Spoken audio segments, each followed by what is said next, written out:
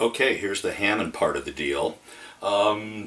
Unlike the real big guys, obviously this is smaller and it's all done digitally, so there's no tone wheel in there that actually makes the sound. And of course the Leslie simulation is built in here. I have a number of different presets, of which I do have on the regular Hammond B3, but they're not like this. They're all done with keys down here and choosing different presets. Here you can actually create the presets that you want. So like I have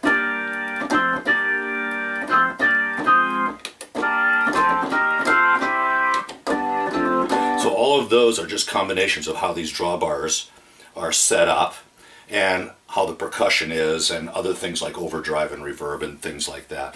So let's go through one of the questions that you had, which was the drawbars and how they work. So I'm going to turn them all off here and have nothing, right? So here's the first drawbar, which is the fundamental.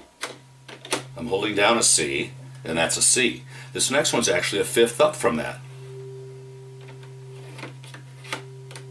Hopefully you can hear that.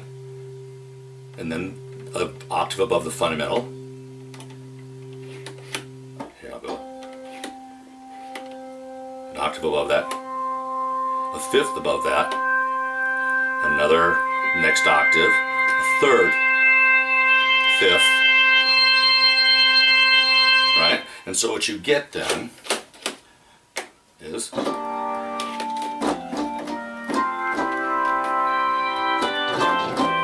here's the Leslie simulation, which is basically that cabinet that has the thing that spins around in it.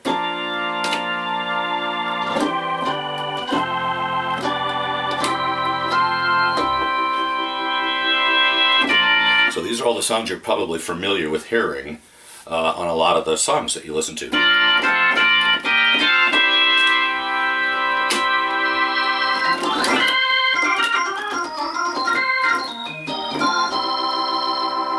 So any combination is okay. I always usually keep these four out as fundamentals. Sometimes I'll do this a little bit and get a little bit less down on the bottom and more at the top.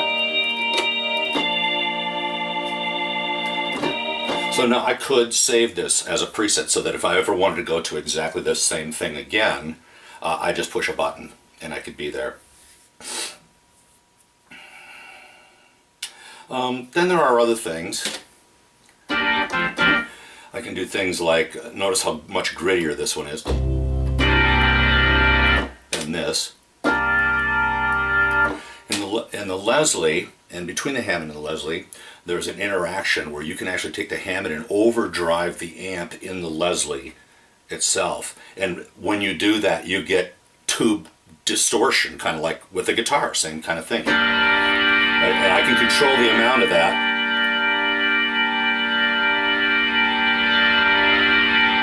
It's just overdriving the tubes and amps in the amp of the Leslie, and that actually is just simulated or modeled here.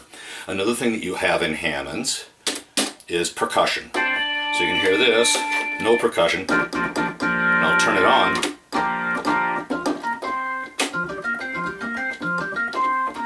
By itself, it sounds like this. That's just percussion. It fades out.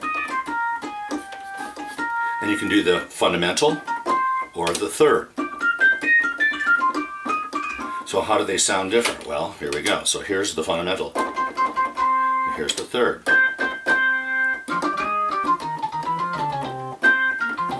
Then you can have whether you want it to decay, fast or slow.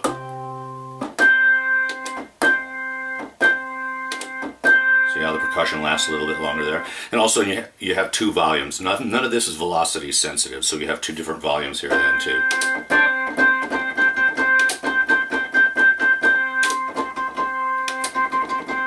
Alright, that's fundamental to the Hammond sound as well.